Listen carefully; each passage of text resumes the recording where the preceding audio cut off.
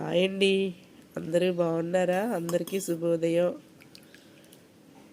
అందరూ చక్కగా ఇలాగ వేడి నీళ్ళలో ధనియాలు, జీలకర్ర, వాము, చిన్న అల్లం ముక్క, మునగాకు, కొంచెం కరివేపాకు వేసుకుని ఇలా మరగపెట్టుకుని ఒక గ్లాసులోకి వడపోసుకున్న తర్వాత ఇందులో ఒక నిమ్మకాయ పిండుకోండి.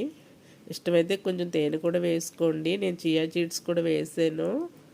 చక్కగా ఇలా చేసుకుని రోజుకి మార్నింగు, ఈవినింగ్ ఒక గ్లాస్ చొప్పున పిల్లలు పెద్దలు అందరూ తాగితే ఇమ్యూనిటీ ఉండి బాగుంటుందని చెప్పి నేను ఇలా చేసుకుని తాగుతున్నాను.